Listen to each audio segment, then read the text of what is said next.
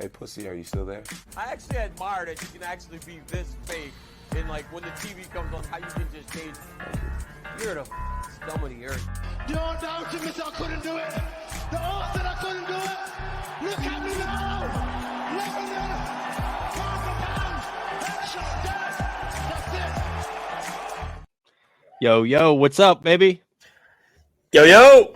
You guys had to do my man DC dirty with that intro. I don't think it's dirty, is it? I love it. No, you're good. It's actually funny. Me and my buddies say that to each other all the time when we're playing Call of Duty. Like somebody will go quiet for a minute and be like, "Still there, pussy?" Yeah. That was like we went through so many like clips to try to like put the perfect one together. That one's good. You gotta have a good one to start, and then you hit him with the Leon Edwards to finish. Yeah, that was actually wicked good. I'll give you that. Can't really go wrong. So the thing is too, it's like the first thing beginning of the intro. You still there, pussy? You know, it's like it's the perfect audio. It's so perfect. Yeah. Because when we made that, we were kind of like going back and forth on all these different things. Like, what do we, and something that you don't hear people use as much. Because like, everybody we went through like the Bruce Buffer "it's time" thing that everybody uses, and the a million Conor McGregor quotes that everybody's on those. You know what I mean? So and you bring it back a little bit. John Jones and DC, one of the best rivalries, biggest rivalry ever. The chills before that first fight. The chills before that first fight were like unheard of. For sure. All right, man. Well, let's get into it with you a little bit. This is your third time sitting down, kicking it with us, so we appreciate you coming back. Anytime. Is this the first time with just me and Murky? Nah. Or was it us two last time? I think it was just you two last time. Yeah. Okay. Yep. Yeah, Nick was off doing some other degenerate bullshit, probably the same. Who knows? Same thing he's doing now. Who knows? But yeah, man. All right, so we had kind of talked. Me and him had kind of talked about having you on again, and then we were like, all right, well, let's wait for a fight announcement. Yep. Then we got a fight announcement, and then we didn't get a fight announcement. And then we're like, all right, well, fuck, so let's talk about that real quick first. And I watched your video. I also commented on Dick Face's fucking Instagram too. I don't know if you saw that. I didn't. He actually took the Instagram post down. Good. He left the Facebook, took the Instagram down. Probably smart. That shit's so corny. That was the corniest shit I've ever seen. It blindsided me. It was crazy. I did not think it was going to turn that way. No, it's classless. It's just classless. So let's talk about that for a minute. So you were scheduled to fight in January. Yep. Right. And what's the guy's name? Sean Lally. So I was supposed to fight him on January 27th or whatever the date was. Right. Whatever that card just was.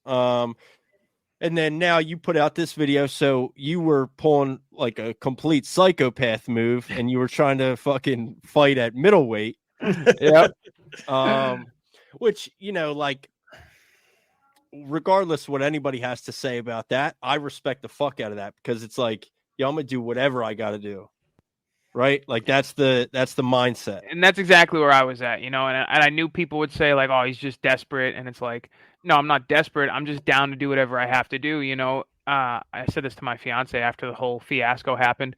Before I went on Tough the first time, there was people in my area that are like, why is he even bothering to fly out and try out? He'll never get on. If he does get on, he'll never make it. And then I fought in the finale. So it's like, you can keep saying stuff is impossible because it might be for you. But until I try, like, I'm never going to know. I think I can do anything until I fail at it or do it. Right. Yeah. There's always going to be naysayers in anything. It's so weird. You brought up a really good point in the video that you posted, and maybe we'll link that in the description of this one or something. Like the whole crab in a bucket scenario. And it's really interesting to me because I don't know that I've ever thought about that until you kind of posted that video and explained that a little bit, but it makes no sense to me. everybody loses in that scenario. Yep. So instead of lifting each other up and trying to help each other reach these greater heights of mixed martial arts, and get to these places that should be everybody's goal, we're constantly just pulling each other down. Makes no sense. And it's anywhere. I have so many people, in my area that don't like me, whatever. I have plenty of people that love me, plenty of people that hate me. I'm just that guy. You either love me or you absolutely hate me. There's really no in between. That's us too, I think. Yeah. But it's just one of those things where, like I said, I have had plenty of altercations with people online, in person, and there's been plenty of people that have made the UFC that I'm not a fan of. And I'm also very authentic. So if I say, hey, I don't like you, I don't think you're cut out for this, I think you're a poser, whatever, and then you make the UFC, I'm not going to turn around and be like, you're the best thing ever, let's go. But I do avoid dragging their name through the mud online. Like, I'm not going to go and be like, that guy sucks, this guy sucks, da-da-da-da. Now, if he was talking smack directly to me and then lost, I'll make like a Facebook post and be like, bro, I could have done better than that. Like, come on. But I'm not going to go on Twitter so the whole world sees it and be like, he should have never been there. He's a bum, da-da-da. And it's like, well, he's from my area. So it's like, if 4 guys from my area make it and I trash on all of them and then they all lose, it's like, okay, so everybody from that area sucks. Right. And that's, like you said, like, that's the crab in the bucket mentality that is in New England. Is like, I get it. We have to fight each other to get there. But like, once you're there, or once you're close, or once you have that opportunity, like, just let it go, man. It's bigger than you. Right. And that's the thing, where people are in respect to their careers. Once you get to a certain level, you are close, right? You could potentially be a phone call away or whatever. Oh yeah. And I just think, like, I didn't understand. Like, I read that Instagram post that homeboy put up. I didn't understand Crazy at all. Crazy. The other thing too is, like, so you let them know, right? So we didn't really explain in depth, but so you were trying to get back on the Ultimate Fighter. Yep. But at middleweight. Yes. At 185. Yep. All right. Real quick though, what's the weight of the fight that you're about to fight in March? 155. That boy was about to put on some muscle, son. I was talking 30. I was talking mad shit too. He posted an Instagram picture. It was like, damn, I'm looking fat. I was like, that fucking middleweight, bro. Like, you were really trying for that. I was looking thick, bro. The way it happened was, the Pat Casey fight happened short notice. Everything went great. I didn't know who I was going to be fighting next. And then I got lobbied a fight at 155 or a fight at 170. Both not really impressive, high risk, low reward. But I wanted to be active because the initial plan was get a fight, get a win, rematch, do for it. And then he said that he wasn't interested in fighting me in January. And obviously he was waiting for the UFC Canada card. So I was like, all right, I'll fight anybody. Well, now it's like, okay, well, the fight with Lally at 170 was a guy that was on the Contender Series, hasn't won a fight since against anybody, good. He beat a bum, and he, if you were there, you actually know that he cheated to win that fight. He got caught in a guillotine and broke the guy's finger and got out and won by a TKO. And it wasn't a TKO from like escaping punches. It was like he snapped the dude's finger and then the dude tapped. So it's one of those things where it's like that also adds to the story of like, okay, so I got the fight booked with him. Me being, it's Christmas time and I don't want to cut to 155 for a fight that doesn't do anything for me. So I'll bulk up, I'll fight at 70, and it's still a dangerous fight, but I get to not cut weight. Probably 2 weeks later, I see the Ultimate Fighter applications come out, and I message Cage Titans immediately. Hey, letting you know I'm trying out. And they're like, because it was middleweight and 145, and I was like, no, middleweight. I'm not doing 45.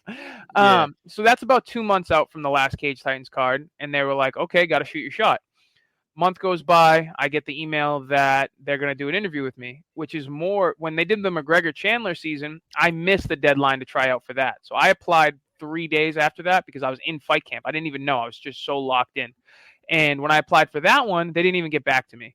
So the fact that they had even gotten back to me for this one, I was like, all right, we're heading somewhere. Told Cage Titans I got an interview, did the interview, crushed it. It was 2 producers that worked the show the last time I was on there. So we kind of just, it went great. We shot the shit. We caught up. Didn't even feel like an interview. And it ended with them saying, we're locking in our picks at the end of this month. We will call you, do your second interview, make sure that nothing pops up on your background check, and then you're good to go. The way that it was said to me, I was like, damn, that sounds like I'm getting a second interview. That sounds like I'm on. So I told Cage Titans the following Monday. So now we're 3.5 weeks out from the fight. And I said, hey, man, I'm 99% sure I'm going to be on the next season of Tough. I was like, so, you can tell Lally or, do whatever you want. I don't know how you want to handle it, but I'm out. And, they handled it how they handled it. They found some backups for him, and then they told him. And I think they waited a little bit, to see if hopefully I'd get my second interview. And if they did say no, they could still make the fight happen, which makes sense. And then they told him, I think 2.5 weeks out, and he went online and was just like dragging my name through the mud because I told Cage Titan specifically, you can tell him why I pulled out. Like, I'm not going to just be like, oh, I'm pulling out, but I'm not going to tell you why. Like, tell him, like, he's got a second interview for Tough, and he's going to go do that. And he made this big thing dragging my name through the mud, knowing I couldn't publicly defend myself and be like, well, because, like, it's your one rule before you're actually on Tough is don't tell people you're on Tough or probably going to be on Tough. Which is obvious. Yeah. So he dragged my name through the mud, and then to top it off, he put on the bottom of it, and I didn't even notice this. People were sending it to me. He put, like, message me to find out the real reason he pulled out. And so my fiance's cousin, they have different last names, actually ended up messaging him. Was like, hey, man, big fan. Like, why aren't you fighting? And he was like, he thinks he's getting on the next season of The Ultimate Fighter, a.k.a. he's ducking me. And I'm like, so you're out here telling people that I'm on The Ultimate Fighter, which could therefore ruin the chance of me being on The Ultimate Fighter. And, then he added on top, he's unprofessional and waited till 2 weeks out, and now there's no replacements. Well, I told them a month out, and there's 3 replacements. And he told Cage Titans he only wants interesting fights. And, it's a guy that's won 1 out of his last 4 against a nobody who's been gifted a title shot because I want to be an active champion. I'm the most active champion in 2 weight classes in Cage Titans history. Sure. And he wants interesting fights. Yeah, and he isn't an interesting fight. Exactly. You're a big, strong guy that throws overhands. And if you connect, you knock dudes out. But there's no technique. I can go watch that in any local promotion. Sure. So he causes. I can just go to the bar on Saturday night. And I was going to say that. I was going to say you can find it at a random bar. Yeah. So I bet if we get fucking dirty drunk enough, we could see it here.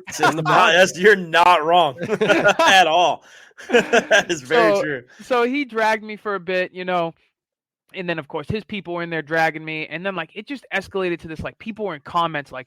Because when I made my post, and I said this to somebody else recently, I'm very vague about things, but I kind of leave breadcrumbs. So, I was like, hey, guys, I'm not going to be fighting, unfortunately, something out of my control. I was like, but I'll still be at the fights if you want to come say hi, because people all the time are like, dude, I saw you here, and I didn't want to bother you and say hi. And I'm like, I'm socially awkward, and I have resting bitch face, but come say hi to me. Like, I don't bite.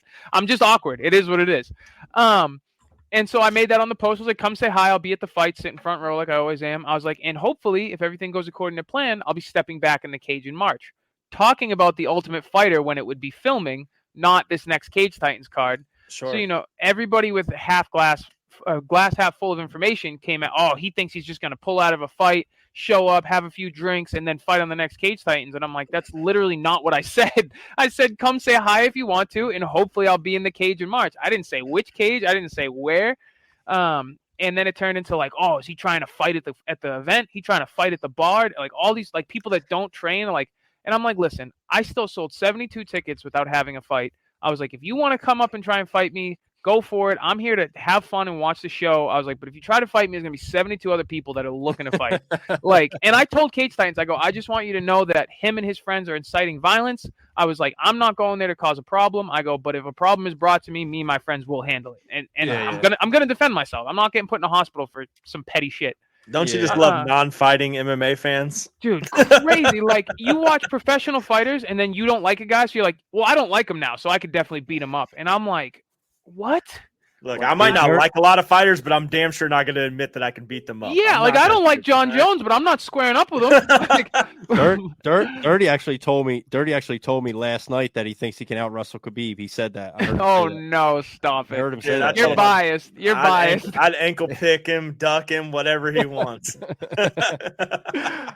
But so it was a real big thing, and he dragged my name for a bit, and then he told Cage Titans, well, I'm going to have a word with Joe, and if something happens, I'll see myself out. And they told me, and I said, listen, I'll give him that. If he wants to have a conversation man to man, like because we hadn't spoken since I pulled out of the fight. He posted all that, dragged my name through the mud, tagged me, was attacking me online, and never spoke to me, never messaged me. So I was like, if he wants to come have a word and call me a couple names and just say he's pissed, I'll go, hey, man, I get why you're pissed, but, fuck off. Yeah. And is what it is. He saw me at the fights, didn't say anything. All of his friends that were saying stuff to me online saw me at the fights, didn't say anything. You know, I had a few drinks in me, and eventually I became to the point where I started saying hi to all of them because I just wanted a conversation. Like, I'm not like, hey, let's get in a fight, but I'm like, hey, no, let's have that word you were talking about because, buddy. you know, like I just don't like that. Like, oh, I'm gonna come find you and have a word. All right, let's have a word. It doesn't mean we have to have a fist fight or cuss each other out. Like, we could talk like adults. But then to just look right at me and then look the other way, or like, you know, dude, I've had fighters in this area hiding behind restaurant menus.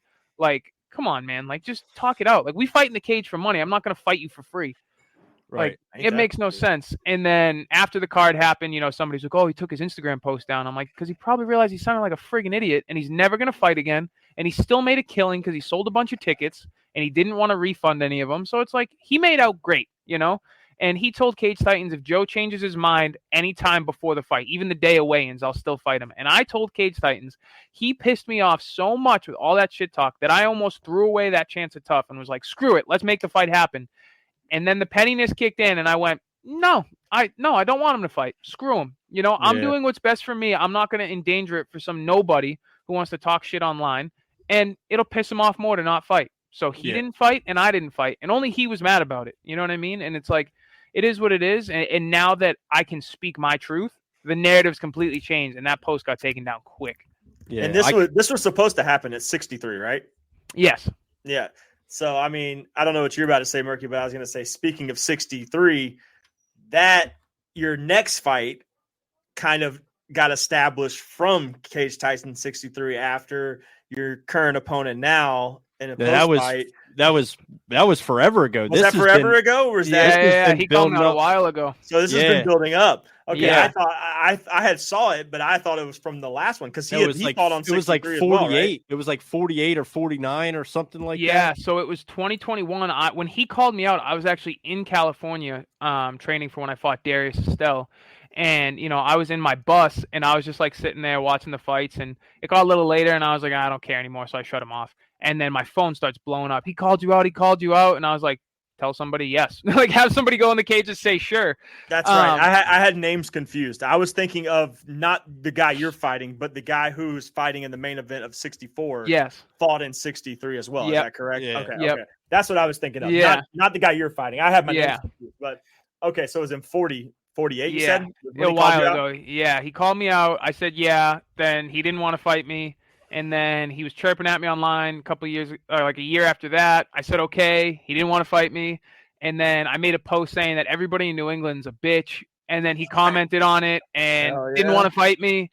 And if people in New England haven't figured it out by now, if you see me make a post like every one of your favorite fighters in New England is a bitch, I just mean that everybody won't fight me. You know what I mean? It's simple as that. And everybody always gets offended and goes, Joe's an asshole. And it's like, no, Joe has a job. Joe needs to fight. Joe needs to win fights and make money. And your favorite fighters won't fight me. So I'll say whatever I have to get the fight. You know what I mean? There's a certain line I won't cross. But like, I think the biggest problem, which leads to me making these posts every like once a year, like, oh, the lightweights are a bitch or the welterweights are bitches, is like all these guys. And I know it's all self-promotion. I get it. I've been in the game long enough. Everybody's like, I'm the best. I'm the best. I'm the best. And it's like, okay, then why is everybody you fought 1 in 25?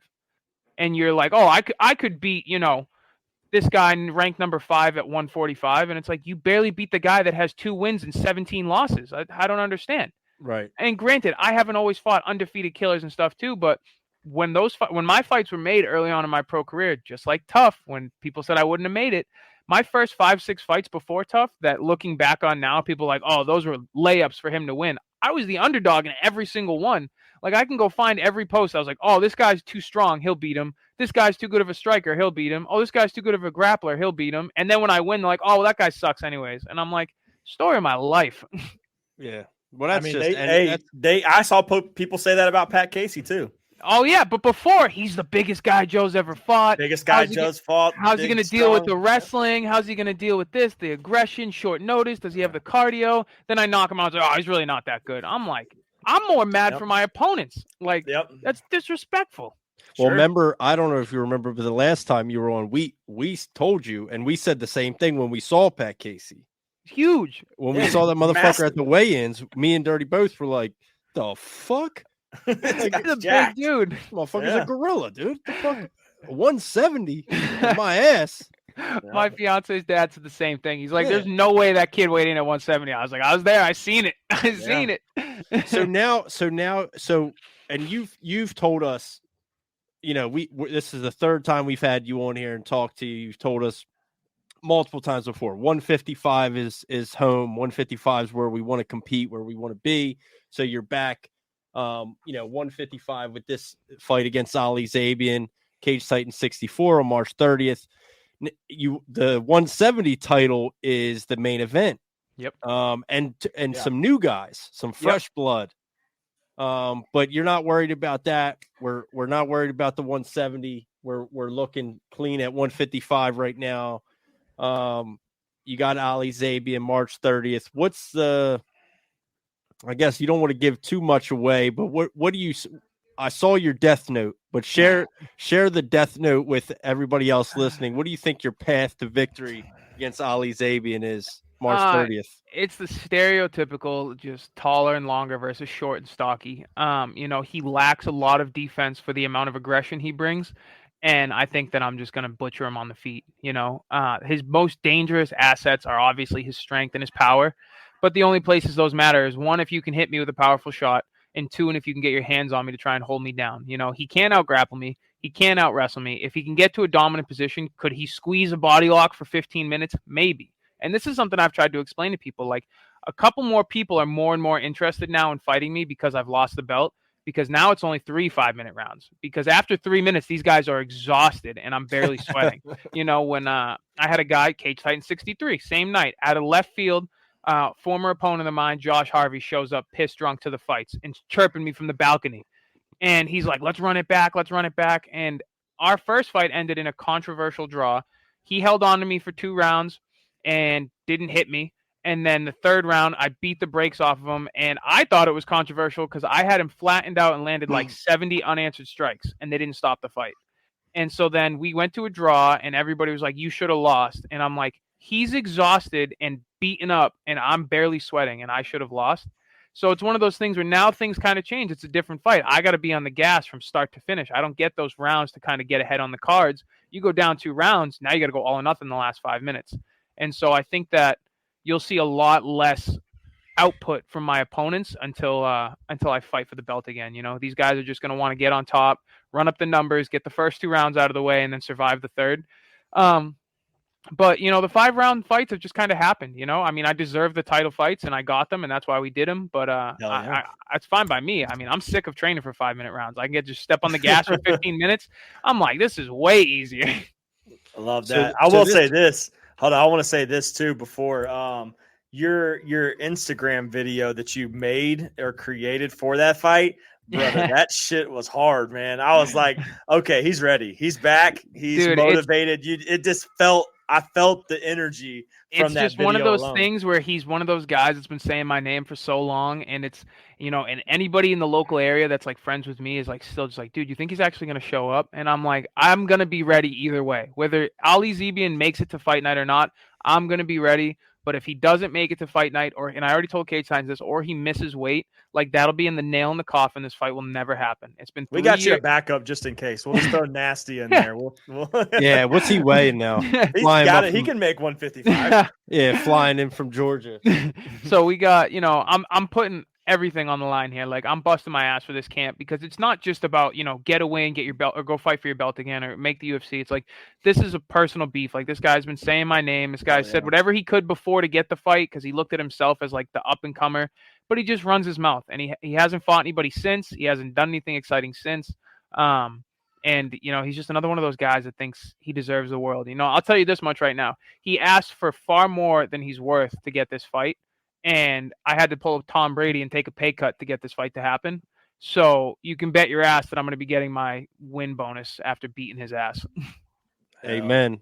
Yeah. And I know he's fought at 170 a bunch too, right? Yep. So is he a little big for the weight class for a lightweight as well? Yeah, he's a very muscular guy. He's like he's like a Pat Casey build, but a little bit more of like a muscle ball. Like his shoulders roll forward a little bit more. Okay. But yeah, no, I think he's one of those guys that's kind of caught, I'm not really caught in it, but he's in the middle of like he'd probably do good in a 165. Man, Just we've because of been his height. preaching this. I would run house 165. I would run house. I feel so good at 165. Man, we've been talking about this for months and months now. Like, even in the UFC, like they're talking about this. There's rumblings of this in the UFC. Yeah. I'm so for it. Plus, 100%. it opens the door for so many more fighters. It really does, and it makes it for guys like you who are kind of caught in that in between. And it avoids you having to cut weight all the time or gain weight to make a certain to get bigger. You're just like at your comfortable normal weight. You can fight healthy. You can fight normal. Like I know some of those guys enjoy that weight cut, but it's got it over time. It just depletes from your career and it takes away from so much from your body over time. If I had to assume. Oh, 100%. I think 165 would be a perfect weight class. 2 summers ago, I had an opponent pull out at 155 the week of the fight. We got a replacement, Marcus Andruzza. He took it on like 6 days notice or something. And we ended up having to bump that fight up to 165 instead of 55 because obviously he took it short notice. And that was honestly, besides it being a phenomenal camp over at AKA, being at that weight, and I think I cut 8 pounds in the sauna, if that, I never felt better going into the cage, like physically, mentally, like everything felt great. 65 would be like where I would dominate. 70 is just like it's a little too much. Where it's like I don't really cut anything for 70 unless I have to bulk up and do it. Sure. But even then, it's like the bulk is like probably 60% a dirty bulk, and then cut that off, and you don't gain as much muscle as like how Masvidal took a year off before he did welterweight. I always tell people, if 165 never happens before the end of my career, I'll probably find a permanent home at 170, but it'll be after like a year or so off. I won't come back like John Jones with 2 chins, but I'll definitely take a year off and get some bulking. You said Masvidal welterweight. He needs to watch his weight now. He's now looking a little big, son. Well, I was telling him too. The other 30 week, I didn't mention it in what we were recording previous, man, but they Game Bred MMA, bare knuckle MMA, they streamed that shit for free on Kick last night. That was wild. Were you watching it? Yeah, my boy Joe Penafiel was the first fight of the night. Dude, that's awesome. That is such a good show. And you know what makes it great is unlike a lot of these other promotions, there's not like a bunch of bullshit and fluff. It's literally like, fight's over, announce winners, raise hands, get the fuck out of the cage, and the next 2 guys are walking down already. I think I saw you guys tweeted that it looked better than PFL. I was it is better than PFL. It is 100% because last week PFL it was bad, man. Dude, that was bad. Bad. And I'm not saying Cage Titans is bad. Cage Titans is the best local promotion, but I'm like, I would rather watch a Cage Titans be run the production than the PFL. PFL had that weird blue tint, like the lighting was all jacked up. The audio was messed up. Yeah, the audio was messed up. When I first tuned into it, I was like, what am I watching? Did I click the wrong thing? Yep. And then it says PFL, Bellator, and I'm like, this doesn't even look like Bellator or PFL. You guys combined and it collectively got worse. Yeah, I agree. I don't understand how you can say that you're trying to compete with the top promotions in the world and that's the product you put out. Dude, it was fucking insane. I feel like we could record. I know I can record some shit. I'll build an octagon in the back. Way better. Yeah, I know it'll be better. And it sucks for the fighters too, because there's that stigma of if you're not in the UFC, you're not one of the best in the world. With obviously there's guys like Patchy Mix and Bellator. I think he'd do great in the UFC. But it's if Patchy Mix fought on that card and then turned around and was like, I'm the best 35er in the world, everybody would be like, all right, buddy, slow down. Yeah. Right. No, it's just an overall bad product, and it makes everybody look bad, and that is the general consensus. And for the most part, it's true. I mean, for the most part, 100%. For the most part, it's true. You have some guys out there for sure that, we want to see. Right? I mean, you have Ngannou on PFL now, right? You think he steps in the cage over there? Well, he's supposed to fight. He was supposed to now fight the winner of that Ryan Bader but he's boxing Anthony Joshua first. Yeah, this week. True. I feel like it's been. When did they sign him? I feel like it's been so long since that announcement. It's been a year, right at about a year, I think. Yeah, and then he had the fight with the boxing. Yep. Fight. Yeah, and that's it. But, he fought Tyson Fury, and then now maybe he's going to fight Anthony Joshua. Yep. The fact that he's stepping in with literally the greatest heavyweight boxer, it's just ridiculous. It's unheard of. It is. I mean, we had the we had the McGregor thing, with Mayweather back in the day. McGregor was in his prime. But like that really wasn't a close No, boxing it match. was just one of those like. I don't think that you can emulate, obviously you can't emulate Ngannou's type of power, but like his power can translate like 16-ounce gloves, 8-ounce gloves, Absolutely. 4-ounce gloves. It's still Yeah. going to suck. But, Yeah. a guy like Conor, he's got huge hands. He hits hard, but you give me like 12-ounce gloves. I could take that a lot better than a 4-ounce glove on top of Mayweather already having the better technique. Yeah. Sure. Yeah. It and that was more of, it felt more gimmicky to where then when you saw Ngannou get in there, you were like, oh shit, like this. And the promo they dropped for that video game promo, that thing went hard. Yeah. It was super dope. Yeah. It's so dope. So I saw the back end of that. Did you see like when it wasn't being recorded, like when they were recording it, how awkward it looked where they had I bet it was Anthony bad. Joshua like standing on like a crash pad, So like they looking at actually each filmed other. that together. They were filming it together. That's so awkward. I don't know if I could do that. That's so It was awkward. weird. You're like filming against your opponent. Like, yeah, 10 that's feet away. weird. No, it was definitely weird. I saw that same thing you're talking about. Oh, but so awkward. All right, man. So we wrapped up your bullshit against the nobody, no name that nobody's ever going to talk about or care about again. Yeah, I went in on his Instagram comment too, like it's straight crazy. Internet. I turned straight internet troll, like 'cause I'm like, I'm in fucking Delaware. Fuck this dude. I'm gonna say whatever I want. I'm never gonna see this guy. And then so now March 30th against Ali Zabian, Cage Titan 64, back at lightweight. You have a second round KO in the Death Note. It's been written. I feel like this is one of those fights that is just meant to go my way. I feel like stylistically, and I feel like because of the hoops that we had to jump through to make this fight happen, when once again it was his idea. All 4 times, it's been like 4 or 5 times now he's spoken my name, this time included. We've had to jump through hoops to make this fight happen. And to me, it just sounds like, he's like, well, okay, what's the best payday I can get for the beating that I'm about to take? And that's exactly what it is. Like, he's getting a good payday to get a beating, and then he can go online and run his mouth again or do whatever he wants, but I won't care because I'm beating his ass. It's one of those things where it's like, I've got places to be, I got people to fight, and I don't want to be around. I love Cage Titans. I don't want to be around Cage Titans much longer. I want to be in the UFC. I want to provide for my family. It's one of those things where I tell people all the time, because a lot of people I don't think get it. I'm at this point in my career where, first of all, I have more fights in my professional career than like Henry Cejudo, than like all these guys. You know what I mean? And not saying that means I'm better than them, because obviously the Olympic experience, but it's one of those things where it's like, everybody's like, you got to prove yourself to the UFC. You got to prove yourself. You got to prove yourself. How do I prove myself? Because I was on a 5-fight win streak, and then before those fights, these were great fights. And then after I smoked these guys, they weren't good fights. And then now it's like, so I have to fight a UFC fighter for not UFC money. Like, it's one of those things where it's like, I can only afford to train at AKA for so long and so hard, It's like, I'll fight anybody on the planet. I'll fight the guy that's in the UFC right now. Like, cut him for 5 minutes and let me fight him. But it's like, pay me enough to where I can go train for him. Like, I've lost my 5-fight win streak. I lost money on every single one of those fights because I spent so much money training for those fights.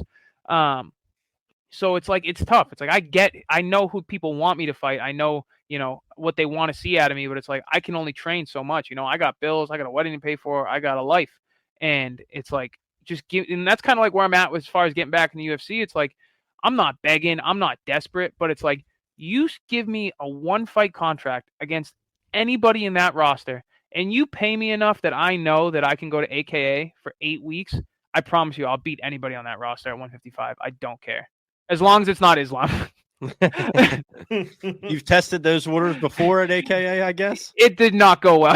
Yeah. That's hilarious. All right. Sweet, man. Well, listen, man. Thanks for coming on again. We appreciate you. It's always fun just like talking shit and shooting the shit and anytime, bro. About it. Yeah, it's a Sunday. That's all I'm doing. I'm not working out today. I'm just talking shit. Yeah. So I do got one question though before we cut you, because this one was kind of on my list of things to ask someone who's not obviously fighters or in that realm. But there was a UFC Twitter account or an MMA Twitter account the other day who asked a question, and I want to kind of hear it from a fighter's point of view. Oh, yeah, we've been arguing this for fucking days. This kind of started a shitstorm because apparently, like, I'm wrong or we're wrong for this. But it was asked, would you rather have A or B? Would you rather have UFC events every week, the quality of the bouts doesn't matter, or would you rather have less UFC events where the quality of the bouts were better? As a fighter, I think I would rather more because it opens, especially a fighter outside of the UFC, it opens more doors of opportunity. I think the biggest problem is I feel like a lot of fighters haven't stepped through that door of opportunity. Like they're just, and it's hard to do because you're fighting the best in the world, but Sure. like nobody is really doing anything to stick out. Everybody is trying to be Connor or Nate Diaz or whoever. Like nobody has brought anything new to the table that is genuinely themselves. You know, somebody wears the gimmicky glasses and then they get knocked out, or they wear the mink suit and they're like, I'm the best ever, and then they pull out of their fight. But I definitely get where people are going with the like less fights, higher quality, because I'm not gonna lie, I've definitely had that thought before where like I think the biggest problem with that too is like the Apex, you know. Yeah. I think the Apex is awesome, and I think as a business model, I get it. Like it's you have to Sure. less stress, less overhead. It all makes 100% sense.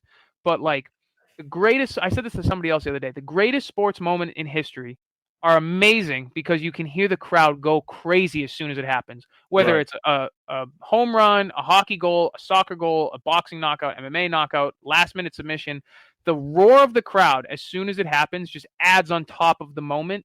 And having stuff like that happen in like an Ultimate Fighter setting when it's not the Ultimate Fighter is rough. You know, it Yeah. sucks. It's hard to get hyped up for. You know, even like that flying knee yesterday, like that was insane. Oh, yeah. I could not imagine if we had a full crowd watch that. Oh, Like my I jumped off God. my couch. I haven't jumped off So my did couch for I. a knockout Yeah. in a while. That was nuts. And that was in the prelims. Exactly. And that was in the prelims. Like that's another thing. People that buy tickets to fights and don't go to the prelims, tickets are way Crazy to too me. much. Go to the prelims, you know. Drink Shit, at I'm your there house at 5 at 2 in the p.m. afternoon. early. Yeah. prelim. That's what I mean. Yeah, Like I'm there. I'm getting Doors drunk. open. I'm getting drunk at 3 o'clock so I can walk Yep. in with a buzz and watch the prelims. It blows my mind. But I'm down for more cards. You know, I think it's on the production and it's on the fighters to make it feel like a higher level card. You know, obviously you'll Yeah, get I a lot agree. more stalemates. Avoid the heavyweight main events. Agreed. Unless it's like, you know, the heavyweights, like unless it's Cyril Gahn or it's, you know, even Tuivasa or any of those guys. But I don't know. There's certain matchups where they just kind of double down on like, well, they're heavyweights. Somebody's going to get knocked out. And it's like, it's such a coin flip. We're either going to see a 2.5 minute knockout or you guys are going to lay on each other for 25 minutes. Right. Yep. Right. Well, and that's the thing. I do think that that graphic that he read off, the A or B, is kind of worded in a way that like nobody wants lower quality fights. Yeah, it's like set up for failure asking that way. Yeah, like nobody wants that. But there's this misconception that when you take a card at face value and everybody goes, "Oh, this is shit," and it's like, but then you watch, like we've watched a million, right? And you have these early prelims, you have Joe Schmo and Joe Schmo B that nobody's ever heard of, and you're like, Yep. who the fuck are these guys? What is this? And then it's like, it's just a barn burner, it's a war, and it ends up being fight of the fucking night. And I it's mean, like, I wasn't interested in yesterday's card. I had no interest, you know, especially with the heavyweight main event. But I got home from training. I didn't really have anything to do. I made lunch and I started watching. And I caught a match. Snell got knocked out by Usyk. That left hook was crazy. The Ursyk's flying got knee, that dog in him, boy. dude. He's wild. I can't think of what actor he looks like. Whenever he fights, I'm like, who does he look like? he I looks think like he looks the like dude. Sheen from Jimmy Neutron. No, he looks like Oh my god. he looks like Ross Geller from fucking Friends. Yes. That's Oh, exactly yeah, he kinda what does. it is. Yeah, you're David, That's what it is. whatever his name is. Yeah, he Yes. looks like Ross Geller from Yes. Friends. I know. I said that. I was saying that to myself. Ross has hands. Yeah, Ross has fucking hands, dude. But yeah, no, I mean, I love it. You know, I'm a fight fan. So, you know, I love just watching fights. And, you know, sometimes it does play out where it's like you get the 9-2 person fights the 9-8 person and it's a boring fight. But, you know, it's better than just sitting at home watching random TV. That's what we said too. Yeah. Like That's what we said. my other thought now that I'm thinking on like on the spot is I'm hoping we've got what, like 7 more weeks in a row of fights. I'm hoping after 299 and 300, we've got a lot more room for activity for like the bigger stars. You know what I mean? Sure. Yeah. And I think that's the misconception people have, though, is like back in the day when there was only 7 events a year, every card was like UFC 300. Like every fight, you're like, oh, first fight, like Nate Diaz or Nick Diaz is on it. You're like, I'm in. And then it's like Shane Carwin at the top. It's like, oh, top to bottom, this is stacked. But You know, it's hard to build I said that to Murky when we first got on. I said like, dude, I remember back in like 2000 when there was like 7 events a year, and you'd have to wait 3 months before you got a card. It's like now we get one every week. It's like give me one every week.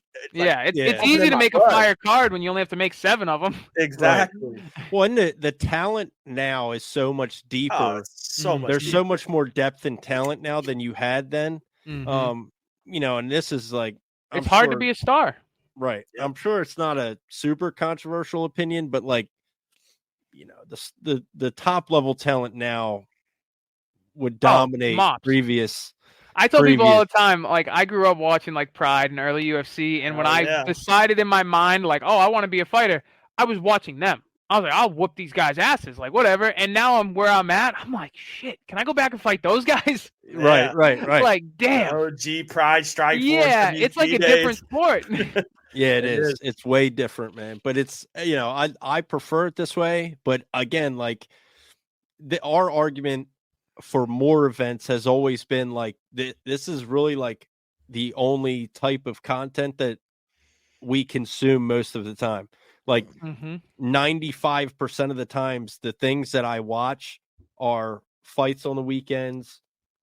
The more opportunity I can watch more fights, the more, like, that's what I want to watch. Right. So like, there's never going to be a point where I'm like, man, I really wish the UFC wasn't on this Saturday. Yeah. It's funny. I used to be a big fan of like all sports. Like I followed since I was a kid, I followed the Red Sox, Bruins, Pats, but I knew all the stats, all the players. Now, like people walk, oh, did you see so-and-so in the Bruins game last night? I'm like, who? No. I'm like, Bergeron? They're like, he retired. I'm like, oh, that's right. Like Marchand? Like, I'm just so in on fighting, and especially because outside of the television, like it's my life. So it's like when they say, oh, up and coming lightweights, I'm like, okay, I got to watch this guy because in 3 years, I might be fighting this guy, you know? And a lot of my buddies have been catching on to that lately. Like, we'll be messing around, having a good time. Then they say lightweights. I'm like, shut up. I got to watch this guy. I'm like, why? I'm like, because if he sticks around, I'm going to be seeing him. Right. But yeah, no, I think a lot of fans are spoiled and don't realize it. I mean, I think Dana did a great job of making the UFC blow up again. You know, the UFC blew up with Conor, and then the UFC blew up again during COVID. But the problem is now you have 3 generations of fans. You have pre-COVID, pre-Conor, and then, you know, everybody that's left over. COVID fans, Yeah, COVID fans are rough. And then, you know, COVID fans are stuck in the house too, so they jumped on MMA Twitter. So now their opinions are heard. It's rough. It's rough, man. It's like I scroll through some days of MMA Twitter and I'm dying laughing. And then other days I'm like, you can't be a real person. Like, no, it literally hurts my soul. Like it genuinely, this week, based off of that post alone, like how many impressions did that tweet get, Dirty? We got like fucking 20, hundreds of thousands, 70, 80,000. And people were just like, it's just like no profile picture. Yep. Ryan 123 ACB97. The worst is when it's like an anime profile picture, and I'm like, you're making. I watch anime. I'm like, you're making me look bad. Yeah, you're making me look bad with these stupid opinions. Oh man. But yeah, it's just such a fucking. It's just such a cesspool of a fucking place to where like most people, at least in our opinion anyway, like here's the other thing. If it's an event that you don't care about, you also don't have to watch it. Yeah. Don't watch anime. But they get the FOMO. They get the FOMO because there'll be that one viral knockout and they weren't watching it. And it's like, then fucking watch it. So then instead of just live and let live, let's complain about it on fucking Twitter for 2 weeks. Yep. It's like, oh man, it's the dumbest thing. And I think that also has to do with a lot of the reasons that there's like a hard time building up stars and getting interest on these cards. You know, it's a fault of mine that I tell people all the time. Like, people are always like, you're so good on social media, all this stuff. I'm like, oh, I'm way too active. I'm like, because I don't know. I'm a guy that watches MMA, that fights MMA, but like, it's hard to build a fan base and a stardom when people look at you as like on their level. You know, like I interact a lot on Twitter because I'm not interacting as like Joe the fighter. I'm a fan. I'm like, oh, what'd you guys think of round 2? Because I have no fucking idea. But like, Conor McGregor isn't interacting with people like that. So people put him on this pedestal. They're like, oh, he's the greatest ever. He's Conor McGregor. But then you have guys that are active in the UFC right now that somebody makes a meme about him and they reply to it and they're all pissed off. And it's like, dude, you're making 25 $25 grand plus to fight. Like, this guy's making 25 grand a year. Like, let him make a meme about you, you know? Yeah, who cares? There's a couple of good UFC fighters who do a really good job on their social media. Yeah, and they take Matt jokes. Ravola is really good on social media. Dude, the fact, like, he bought the what's the guy that knocked him out? He bought his shirt. BSD. Oh, yeah, BSD. Yeah, he bought his shirt and like posted it. Like, dude, yeah, I like, was like, props. yeah, that's hilarious. Like, there's guys out there who interact with their fans and things like that, which I think is pretty fucking cool. I think it's awesome. I think it's great. I do, on the other hand, I think it's like subconscious though. I think a lot of usually the people with no profile picture, I think that pulls athletes down to their level in like a bad way though. I see like all these guys that like they get a little bit more disrespect from fans because I talk to them on Twitter all the time. Like, I'm on that level with them, and it's like, no, he's still a professional athlete. Like, there. I'm not talking shit to Bryce Harper because he fucked up in a game. Like, and if I did and he responded to me, yeah, but like, and then if he responded to me, I'm not going to be like, oh well, he answered me, so now I can just unload and talk shit to him. It's like, you know, he's still going to make more than I'll ever make in my friggin' life for playing baseball. I've been trying to get Khabib to call me a bitch for like 6 years now. Good luck. It's not working. Good luck. I'll pay you the day that he does that. Yeah, he'll never do it, but I still try all the time. I respect it. But yeah, man. Well, listen, we'll let you go. Enjoy the rest of your Sunday. Will do. I'll be on the couch. Word. It's been a pleasure as always. We're gonna get another one. We'll have the 4th appearance of Joe Giannetti on the Over the Octagon podcast after March 30th. When, yes, sir. Damn you right. know, then we're gonna have the death note. We're gonna be like, "Fuck, dude, this thing's real." My like, buddies all saved it, and they were like, "I'm just saving this for in case I need it later." Yeah, if this shit works, I want one. I think you need to cosplay for that one. Just come up in like a black suit with the notebook, and I'm down. Right when you come on, we'll. I told him already. I'm wearing safety glasses to Wayans. He lost his last fight by eye poke, so I'm gonna be.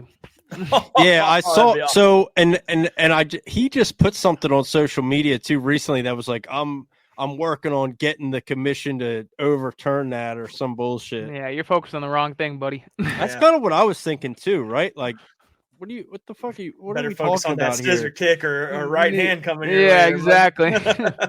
What the fuck? How's his neck looking though? You said he's kind of shoulder. He doesn't really have a neck. All right, so we ain't snatching necks and cashing checks in this unless one? unless he really sticks it out there, because I've seen him get choked out by some questionable guillotines. So I don't know. We'll see. But I think I will say, like, I do have a little bit of a fan moment with you every once in a while.